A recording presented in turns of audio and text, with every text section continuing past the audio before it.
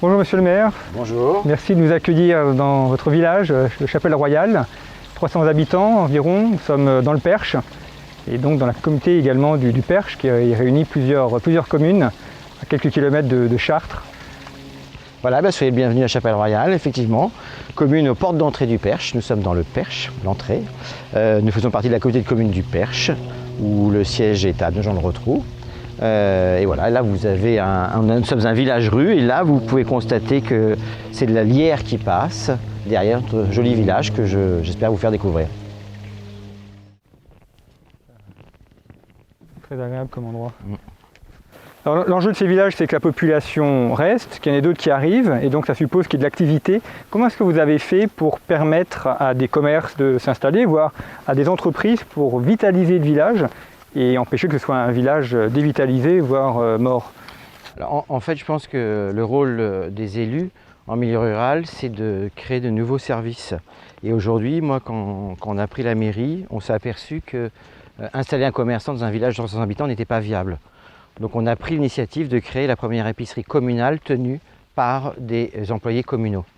Et en fait, on a réussi ainsi à sauver l'agence postale communale, qui était menacée de fermeture, et on a introduit un service d'épicerie, un service de dépôt de pain, afin d'avoir un vrai service à nos habitants. Et ce service fonctionne depuis plus de 10 ans maintenant.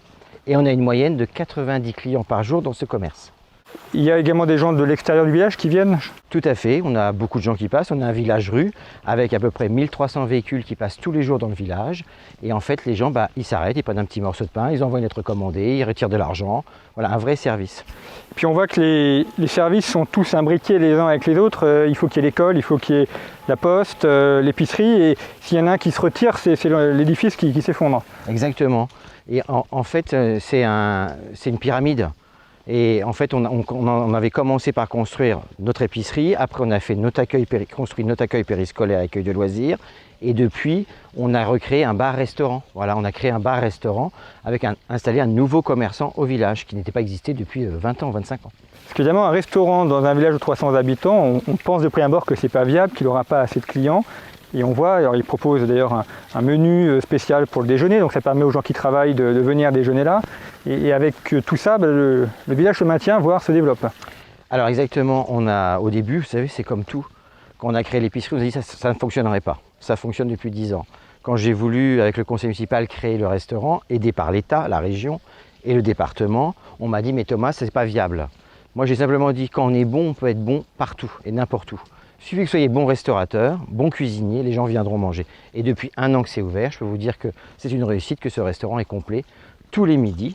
Et le week-end, ils sont également complets. Comment vous êtes arrivé à Chapelle-Royale? Vous êtes originaire de la région ou Oui, moi je suis originaire de Marolles-les-Buis, donc une commune à côté de Nogent-le-Rotrou. Et pour mon premier métier, j'étais dans le prêt-à-porter, j'avais des boutiques de prêt-à-porter à Brou. Et j'avais acheté ma maison à Chapelle-Royale.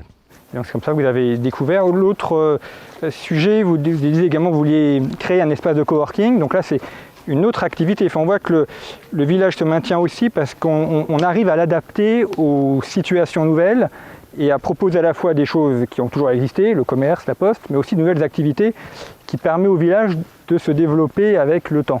Voilà, donc dans quelques semaines, là, dans quelques semaines, nous allons inaugurer notre espace de coworking.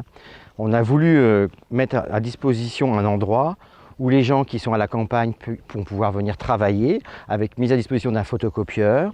Et à côté même, on a fait autre chose, c'est qu'on crée du service, on a créé une boutique partagée.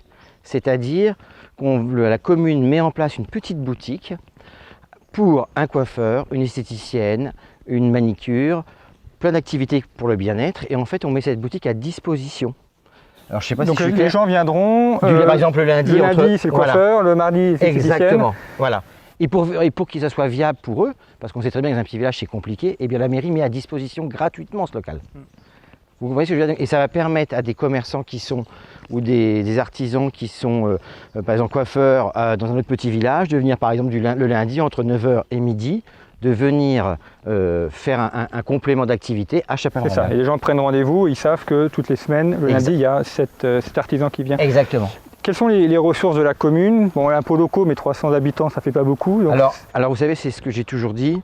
L'impôt, moi je les ai augmentés les impôts. Je me rappelle avoir fait la une de la presse locale en disant que Chapelle-Royale était la 3e commune, la 4e commune à avoir augmenté le plus ses taux d'imposition. Mais moi je veux juste rappeler quelque chose. L'impôt, il faut l'expliquer aux gens. L'impôt, on veut bien le payer s'il y a un service de rendu aux habitants. Et c'est le cas à Chapelle-Royale. On augmente les impôts, mais les gens s'aperçoivent du travail qui est fait et des investissements qui sont faits pour développer leur village et valoriser leurs biens et leurs maisons. Parce qu'un village où il n'y a plus de vie, plus de services aux enfants, plus de commerce, eh bien, je vais vous dire qu'au niveau de l'immobilier, ça s'effondre, ça ne vaut plus rien. Ça vaut plus rien. D'accord? Donc voilà, pourquoi l'impôt peut servir à dynamiser un village. Plus aide du département. Alors, beaucoup d'aide. Moi, je remercie l'État parce que l'État nous a beaucoup aidé sur les projets. L'État, la région aussi et le département. Mais en premier, c'est l'État qui a apporté le plus. Enfin, de moi, depuis 2018, c'est l'État qui m'a apporté le plus de subventions. La population, est-ce qu'elle change en termes démographiques? Est-ce qu'il y a des personnes qui habitaient ailleurs et qui viennent s'installer à Chapelle-Royale? Alors là, jusqu'à maintenant, on avait un petit peu des résidences secondaires. Mais là, avec le Covid, si vous voulez, on s'est aperçu que les maisons étaient énormément, il y a eu énormément de ventes sur la commune, que les 3/4 des maisons vendues, ce sont des résidences secondaires, qui attirent donc beaucoup de gens issus de la région parisienne ou de Paris, hein, qui veulent se mettre au vert vis-à-vis du Covid, vis-à-vis de plein de choses. Donc voilà, donc la population, il faut faire attention, il faut être vigilant, il faut un équilibre.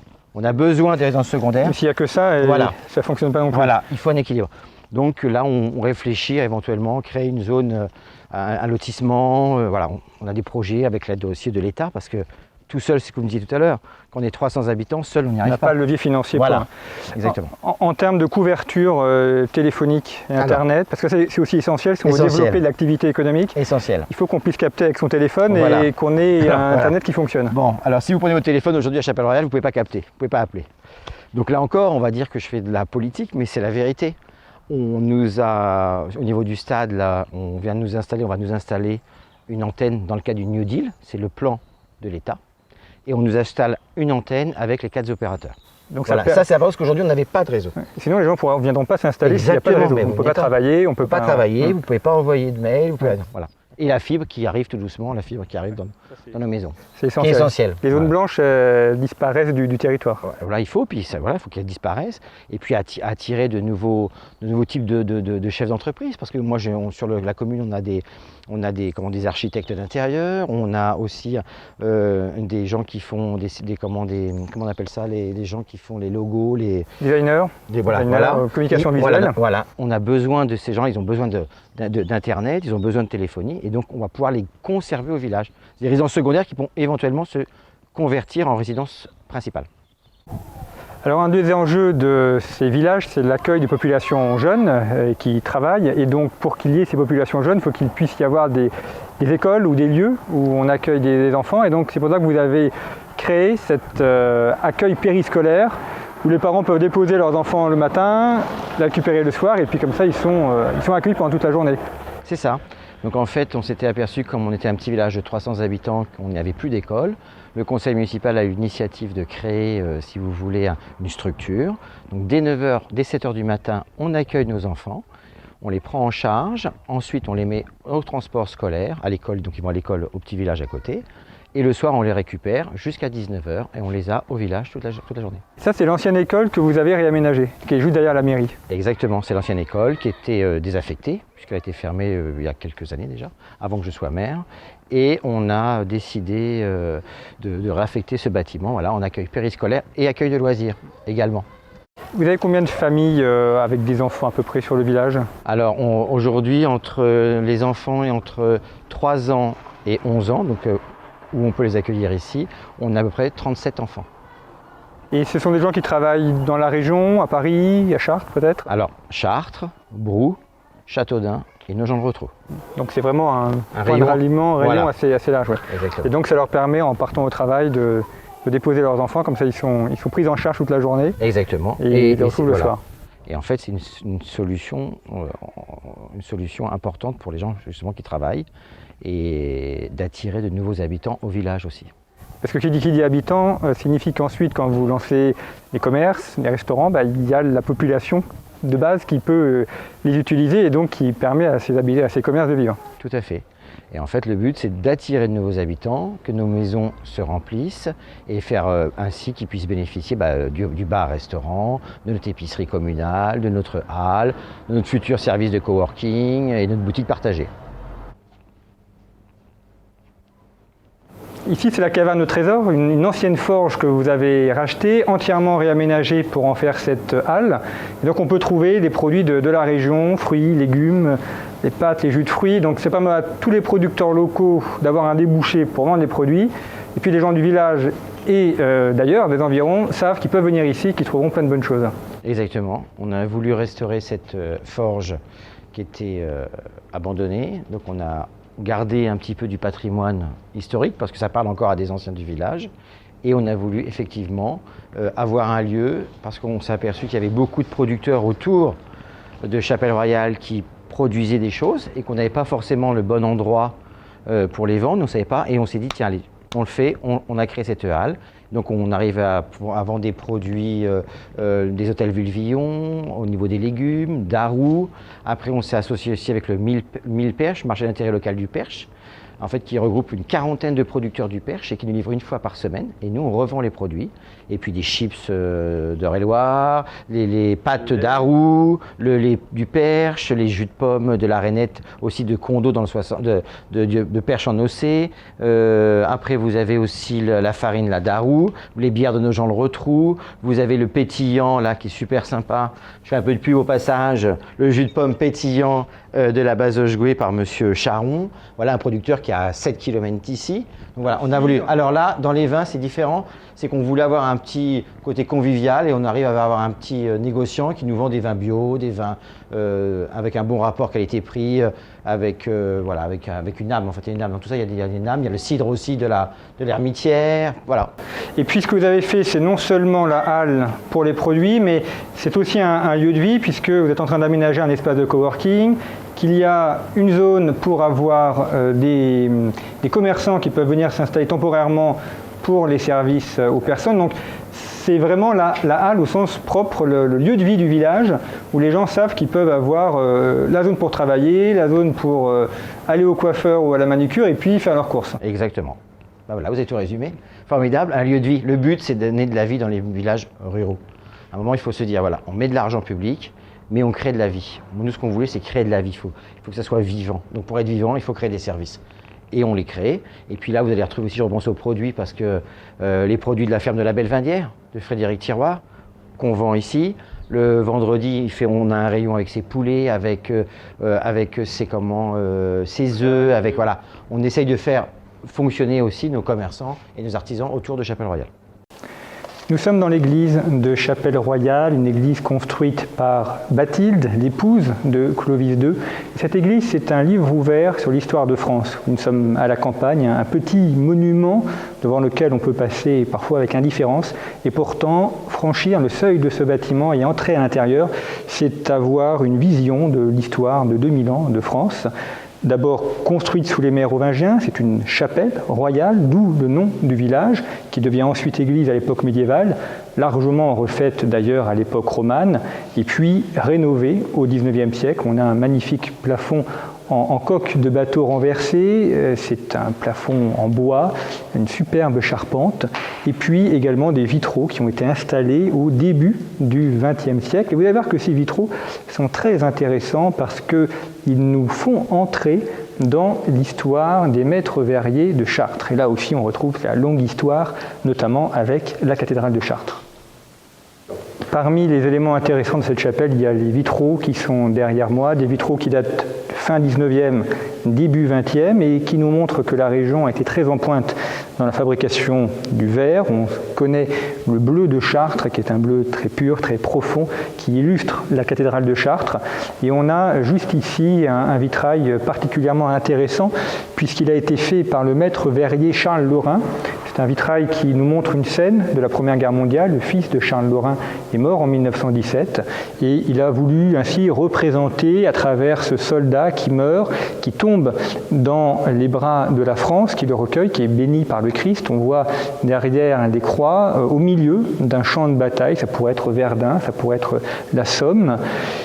Et ça nous montre donc la France en guerre, et on voit ainsi que tous les villages ont été touchés. Au fond, on a une cathédrale en flammes, peut-être la cathédrale de Reims qui a été bombardée par les Allemands, peut-être la cathédrale d'Amiens. Et ce qui est intéressant également, c'est que Charles Lorrain a été le maître de Gabriel Loire. Et Gabriel Loire a ensuite fondé les ateliers du vitrail Loire à proximité de Chartres, à Lèves. Et depuis 3 générations, depuis Gabriel jusqu'à aujourd'hui, on a des générations de Loire qui se succèdent pour fabriquer des vitraux. Et l'histoire a commencé ici avec ces vitraux installés à Chapelle-Royale. Alors voilà le coin multiservice du village, voilà, épicerie, poste. C'est un élément essentiel pour la vie de l'ensemble de la population. Exactement, là vous arrivez devant l'épicerie du village où vous pouvez retrouver du pain, de l'épicerie, notre agence postale communale et des infos touristiques. Donc bienvenue à l'épicerie du village. Je vous présente Irina. Bonjour. Bonjour. Ma factrice, notre épicière, notre guide touristique et notre boulangère. Voilà. Vous avez ouvert quand cette épicerie? Eh bien, ça va faire à peu près plus de 10 ans qu'on a créé cette épicerie communale au village. Et donc, vous avez la population du village qui vient, également ceux des environs. On voit que là, on a tous les produits. On a les produits locaux, on a des fruits, des légumes, la droguerie avec des produits vraiment du quotidien. Voilà. C'est une vraie épicerie du village.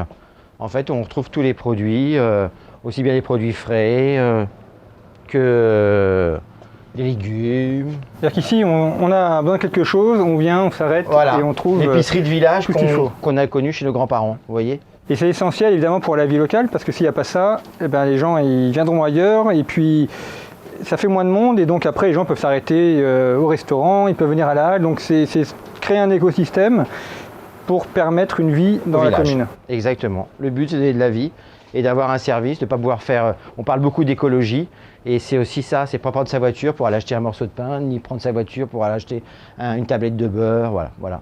La vie d'un village, c'est commerce,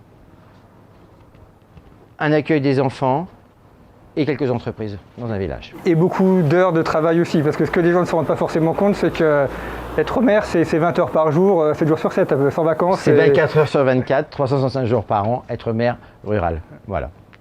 Mais un plaisir. Mais avec passion. Voilà. Et passion. Merci de nous avoir accueillis à Chapelle-Royale et puis surtout de nous avoir montré qu'on peut faire des choses. Il n'y a pas de fatalité à ce que des villages dépriment ou se dépeuplent, qu'avec de la volonté, avec de l'intelligence, faire venir les bons services, on maintient la vie d'un village et on permet surtout qu'un village se modernise et s'adapte aux besoins des populations. En tout cas, c'est possible. Là, il n'y a pas de fatalité pour des villages, qu'on soit dans le Perche ou ailleurs en France. On peut tout à fait maintenir la vie et maintenir une activité humaine. Exactement, merci à vous d'être venus jusqu'à nous. Et puis oui, effectivement, j'encourage tous les gens à s'investir dans leur petit village pour les sauver et leur redonner de la vie, parce que notre beau pays est fait de centaines de petits villages comme Chapelle-Royale, et quand on veut, on peut, et on est sur le point de gagner notre pari, de redonner une vraie dynamique à un village de 300 habitants. Merci à vous.